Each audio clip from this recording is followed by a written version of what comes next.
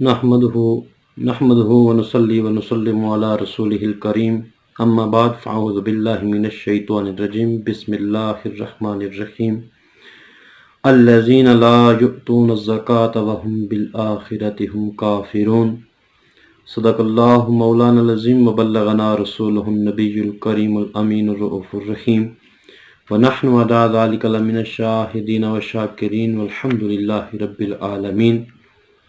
بعد از حمد و صلات 14 رمضان المبارک زکوٰۃ کے حوالہ سے ہی چند معروضات آپ کے گوش گزار کرنے کی سعادت حاصل کروں گا۔ اللہ رب العزت عمل کی توفیق عطا فرمائے۔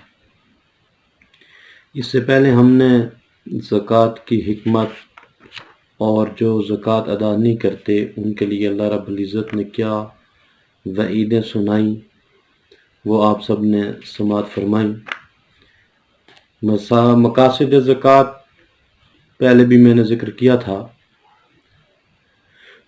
ان میں سے دیگر بھی بہت سارے مقاصد ہیں۔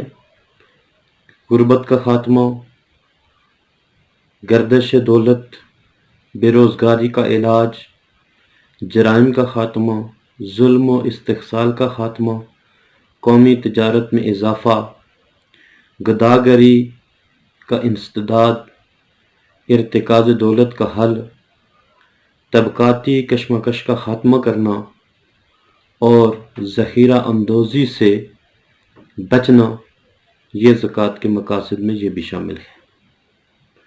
اور یہ سارے مقاصد تبھی حاصل ہو سکتے ہیں کہ جب کسی معاشرے کے دولت مند لوگ جو اللہ رب العزت نے جنہیں دولت سے نوازا ہے وہ اپنے مالوں سے زکوٰۃ ادا کریں گے تو یہ سارے مقاصد حاصل ہو سکتے ہیں۔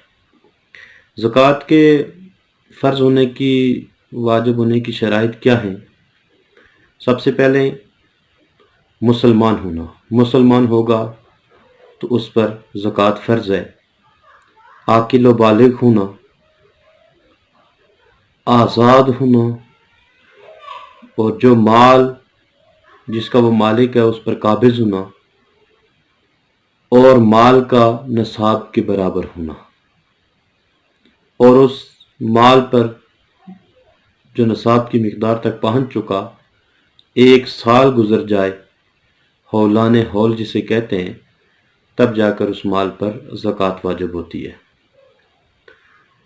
پہلے بھی ذکر کیا تھا کہ 7.5 تولے سونا ہو، 52.5 تولے چاندی ہو، یا ان دونوں میں سے کسی ایک کی مالیت کے برابر، اس کے بعد مالیت ہو، ساز و سامان ہو، اس پر جو ہے وہ زکوٰۃ سال گزرنے پر واجب ہو جاتی ہے۔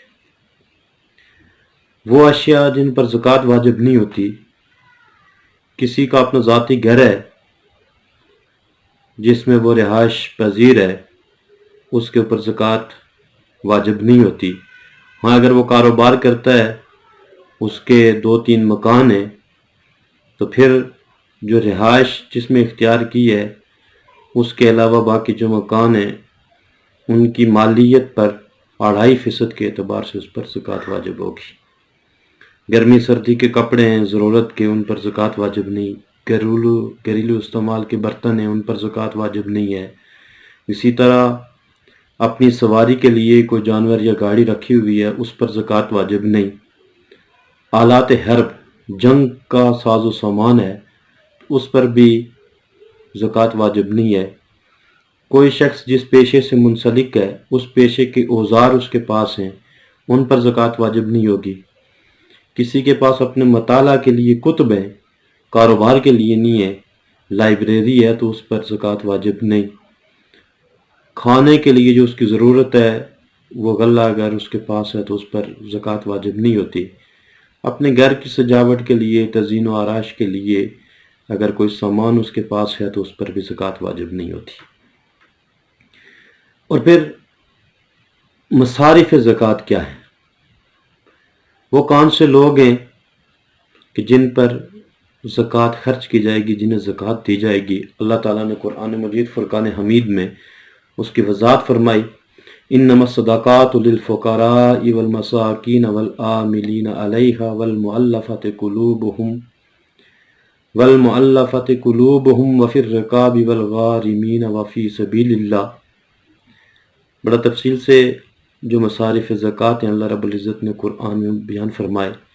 فقراء یعنی جو غریب لوگ ہیں ان پر خرچ کی جائے، مساکین پر خرچ کی جائے، جو عاملین زکوٰۃ ہیں جو اس کام کو سر انجام دینے کے لیے جن کی ذمہ داری اور ڈیوٹی لگی ہے اور کوئی کام نہیں کر سکتے، ان پر بھی زکوٰۃ انہیں دی جا سکتی ہے۔ اور اسی طرح جو غلام ہیں ان کو آزاد کرنے کے لیے زکوٰۃ کی رقم دی جا سکتی ہے۔ فی سبیل اللہ،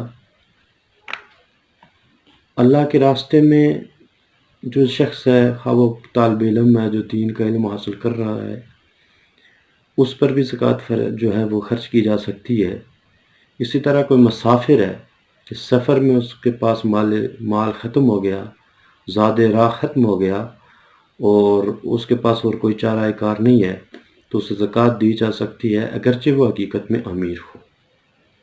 تو یہ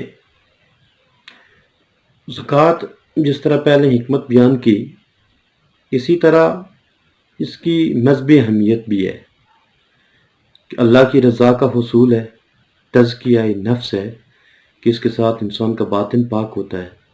میں نے پہلے بھی ذکر کیا تھا، اس کے ساتھ دولت پاک ہوتی ہے اور معاشرے کے اندر باہمی محبت اور الفت پیدا ہوتی ہے۔